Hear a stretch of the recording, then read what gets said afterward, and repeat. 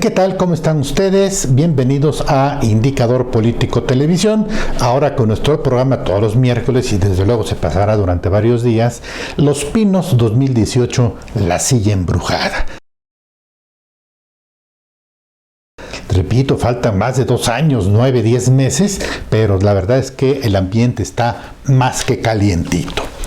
En cuanto a movimientos de partidos, personalidades, élites, hay que destacar sobre todo que fue un poco el estimulador de que el tema volviera a ponerse en el tapete y que fue el ascenso de Mario Fabio Beltrones a la presidencia del PRI. Pues hay muchas interpretaciones. Desde luego, como se coloca como precandidato, el PRI tiene una manera de poner juego, pero yo creo que lo más importante que hay que subrayar es que con esta decisión el presidente Peña Nieto mete al PRI en el juego sucesorio. Normalmente el PRI era el aparato. El presidente de la República sondeaba desde luego a los sectores, llegaba a la conclusión de quién era su sucesor, le encargaba a un sector primero en la época de oro del PRI que fuera el que le llevara la buena nueva al precandidato, desde luego ya lo sabía. Después fueron un poco en cónclave interno, ya no era el presidente, ya era el comité ejecutivo y los jefes de los sectores. El caso es que se llegó inclusive a la competencia interna, votación interna, como fue el caso del 2000, finales del 99, principios del 2000, cuando salió como candidato Francisco Labastida Ochoa.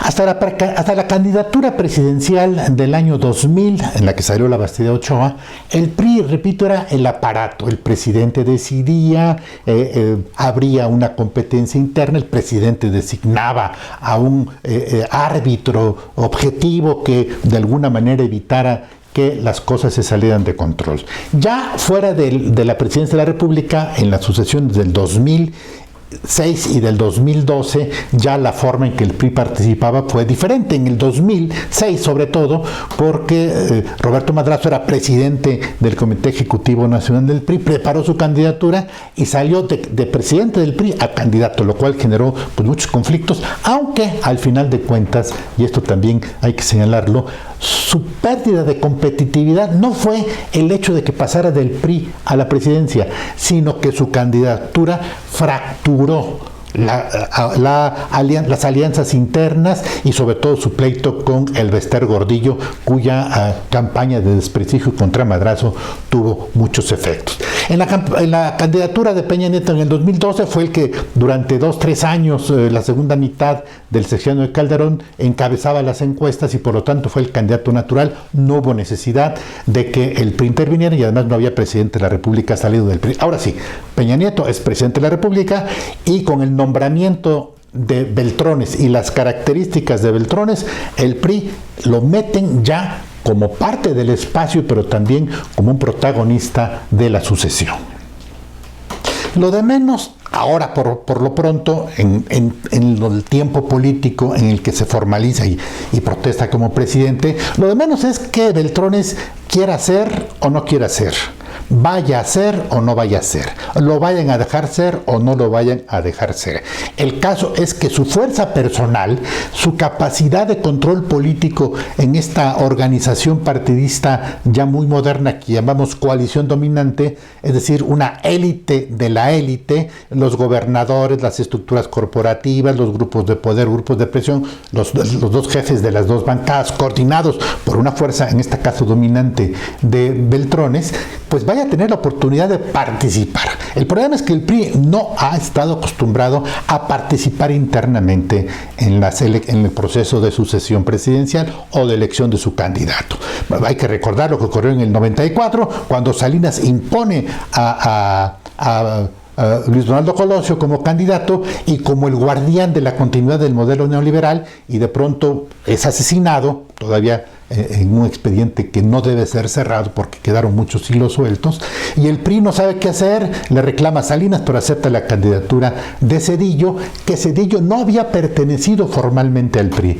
Podría decirse que era el candidato externo, aunque dentro del PRI se había inscrito en el PRI porque así lo mandaban los cánones de la alta burocracia, y cuando fue subsecretario de Programación y Presupuesto, y desde Banco de México se tuvo que inscribir en el PRI, pero sin ninguna militancia. Cuando fue jefe de la campaña de Colosio, el PRI no lo tomaba en cuenta y él andaba pues medio deambulando en los pasillos del Partido Revolucionario Institucional porque la campaña la manejaban auténticos priistas. Por eso cuando llega Zedillo se habla de la sana distancia, mantiene una sana distancia, y en el próximo programa, y un poco aquí les adelanto para abrir el apetito, les voy a hablar ¿qué fue exactamente la sana distancia? Porque está construido toda una mitología de la sana distancia en que el presidente quiere mantener la distancia del PRI, por eso el PRI pierde. Las circunstancias fueron otras, pero ya las platicaremos en otro programa, el próximo, y aquí se los prometo. En este sentido, pues, el nombramiento de Beltrones, la figura, el peso político de Beltrones, convierte al PRI en un protagonista, ya no solo en el espacio en el que van a decidir, porque el presidente puede decidir en un momento poner a un tecnócrata sacado del gabinete con cierta militancia priista, con cargo público en el PRI, pero no metido ya en lo que son el sistema nervioso, el sistema sanguíneo, el sistema óseo del Partido Revolucionario Institucional. Con Beltrones así es, y entonces lo que hay que ver es cuáles son las propuestas que va a hacer Beltrones para el PRI, porque estamos hablando de que no, que él ya dijo que va a tener sana cercanía con el presidente y que por eso perdieron, y que el presidente va a decidir y que va a ser presidencialista, pero en el fondo eso de ninguna manera está siendo bien visto por los sectores sociales que quieren partidos más autónomos, más dinámicos y con mayor vida propia. Por tanto, quizá el primer elemento analítico tenga que ver con apreciar la candidatura de Beltrones como una candidatura de la élite, de las élites priistas para sí mismas y no para la sociedad, en el entendido de que la elección del 2018 será cada vez más producto de la participación electoral de la sociedad, con un dato muy revelador. El PRI, la tendencia electoral, la base electoral del PRI acreditable en procesos electorales es muy baja, está abajo del 30%. Claro, con la alianza con el Verde y con otro partido puede subir y seguir gobernando como ahora. El presidente Peña Nieto gobierna con el 38% de los votos acumulados en el 2012, pero de ese 38%, el 29% fue sacado solo por el PRI, el resto fue alianza con el Verde. La base electoral del PRI es muy baja, y esto vamos a ver si sigue bajando en los próximos años, sobre todo con las gubernaturas, o se consolida y comienza a crecer. Esa será la tarea fundamental de Beltrones: cohesionar al PRI, darle mayor base electoral y prepararlo para que participe dentro ya de la decisión, y que el presidente de la República tenga que consultar al PRI para escoger al próximo candidato a la presidencia de la República. Bueno, ese es el PRI, el expediente del PRI, un poco dejémoslo abierto, hay mucho que analizar, lo haremos en próximos programas.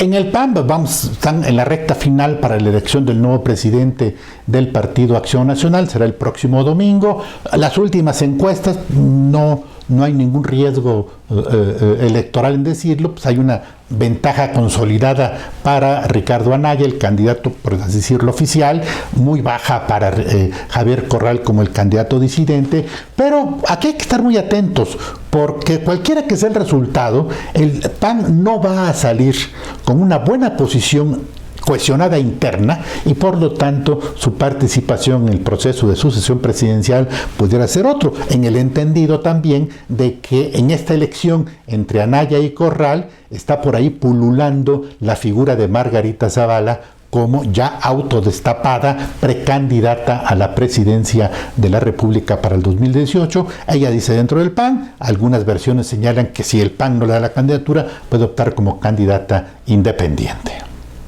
En el PRD esperemos sorpresas. Ya el desmoronamiento de la presidencia de Carlos Navarrete, ya su renuncia puesta en la mesa de debates y aceptada. De aquí a septiembre tendrán un nuevo presidente del PRI, de aquí a septiembre tendrán un nuevo presidente del PRD.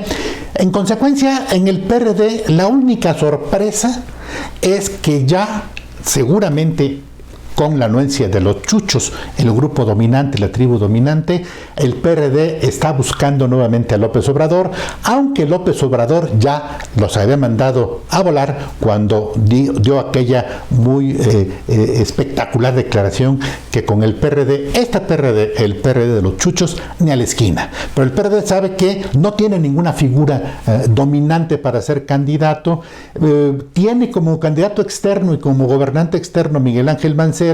Da la impresión de que las relaciones entre Mancera y el PRD se deterioraron en la pasada elección del 7 de junio, donde el PRD perdió prácticamente la mitad del Distrito Federal y lo ganó López Obrador y su partido Morena, y por tanto como que en el PRD pudieran estar mandando el mensaje de decir vamos a buscar a López Obrador porque a lo mejor no hay mucho convencimiento con el caso y la relación con Miguel Ángel Mancera.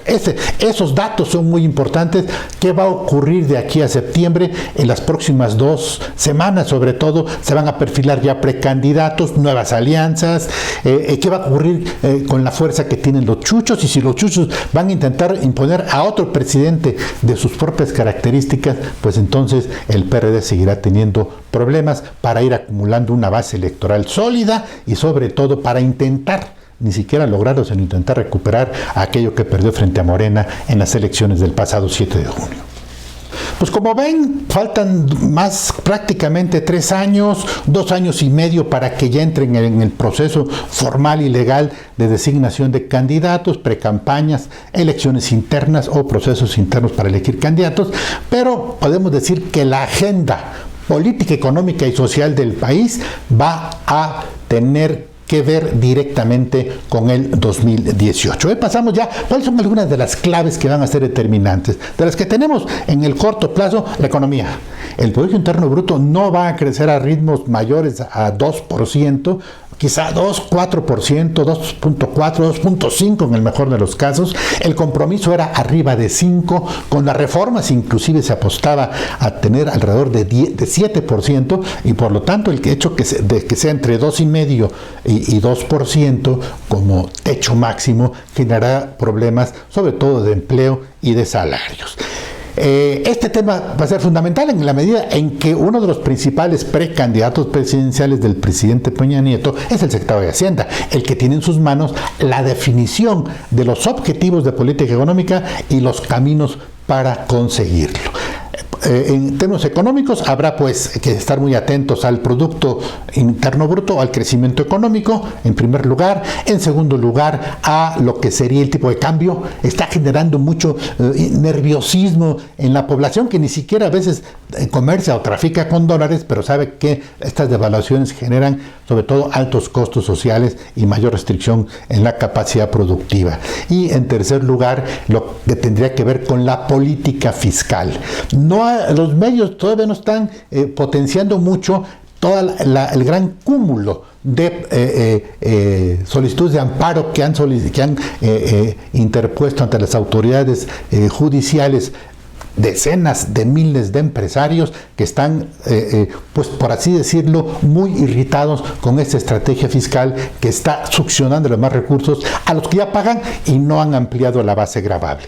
De nueva cuenta, la política fiscal va a tener mucho que ver en cuanto a la consolidación de la figura de un precandidato presidencial, y desde luego el otro precandidato presidencial, Miguel Osorio Chong, tiene en sus manos el aspecto de la inestabilidad social por todos estos grupos antisistémicos que salen a la calle, y también, por supuesto, con lo que sería el caso de la violencia y la inseguridad y las organizaciones criminales que están nuevamente regresando a plantear la agenda de la inseguridad y desde luego afectando la potencialidad política de Miguel Osorio Chong, secretario de Gobernación, como precandidato presidencial del gabinete del presidente Peña Nieto.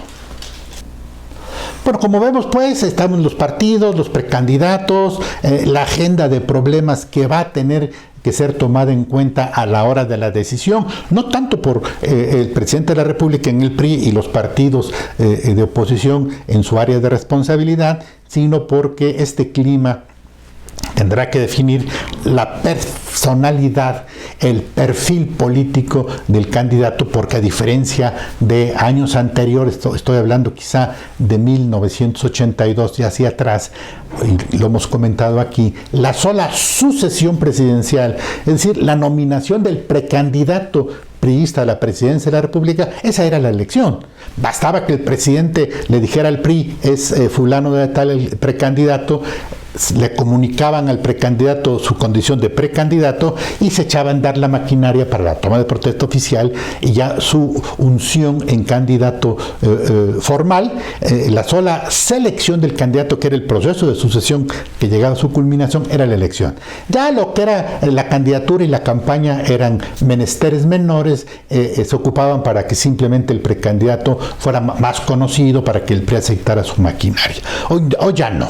Hoy ya el hecho de que el presidente de la República escoja en su momento al precandidato del PRI no va a ser la elección, porque habrá, y esto hay que señalarlo desde ahora, una alta competitividad por parte de la oposición, y estoy pensando sobre todo en el PAN. El PRD se escoge un candidato ciudadano y Morena, y no descartar por supuesto a los candidatos independientes. Si alguno logra consolidar como candidato independiente, no de algún partido, sino solo por la fuerza de su presencia en medios, de todos modos tendrá que ver, digamos, la dimensión de su competitividad electoral. No hay que descartarlo, y es muy temprano para decir quién va a ser, o sobre todo quién lleva preferencias. Todas las encuestas que van a circular a partir de ahora no tendrán más que un conocimiento de cómo va el panorama, pero hasta dentro de año y medio, quizá 2 años, cuando empiecen esas encuestas, ya en la víspera del proceso de nominación de candidatos, habrá que ponerle más atención.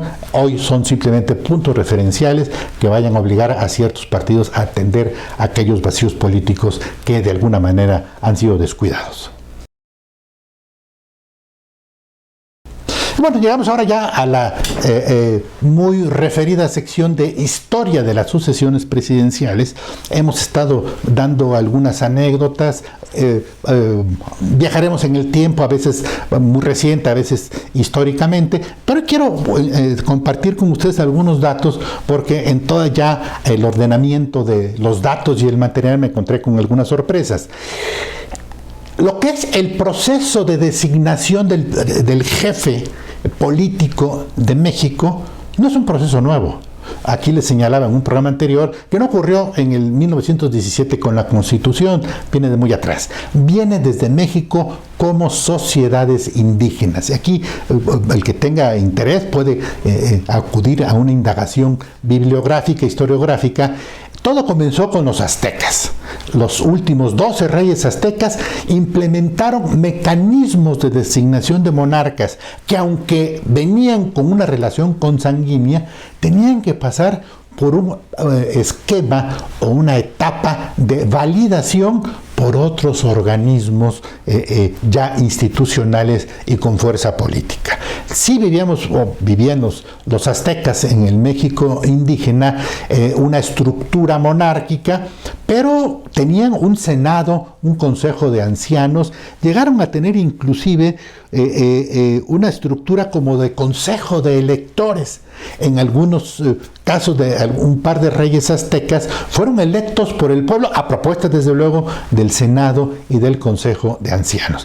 Entonces, este proceso de designación del monarca en las sociedades monárquicas aztecas son un punto referencial, porque el esquema de sucesión presidencial o de elección presidencial forma parte de la cultura política, de la cultura social y desde luego de la cultura histórica de los mexicanos. No empezaron ahora. El siglo XIX hay 2 o 3 datos interesantes que más adelante les vamos a comentar.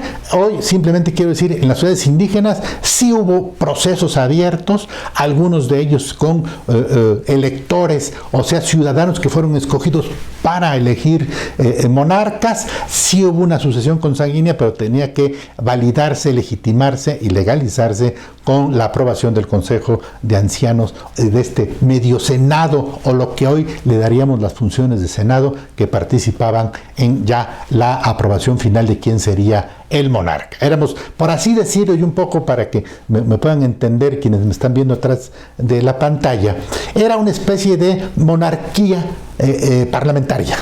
Eran los reyes que eran electos por decisión consanguínea, pero el parlamento, no era función de parlamento, pero hacía las veces de tal, que era el Consejo de Ancianos y este Senado que validaba las grandes decisiones. De ahí venimos y por lo tanto lo que estemos viendo hoy, más que bien, más o menos, tiene que ver con este origen histórico. Así pues, esta historia de las sucesiones presidenciales comienza con las sociedades indígenas del México antiguo, y que dejaron por ahí ciertas tradiciones que inclusive en la colonia, con la designación directa de los virreyes, no modificaron en cuanto a que esta época de la colonia de México vivió una doble dimensión de sociedad jerárquica. La indígena que siguió manteniendo sus tradiciones y la española que paulatinamente fue absorbiendo, pero nunca pudo dominar este pasado indígena que hasta la fecha nos sigue definiendo como sociedad y como nación.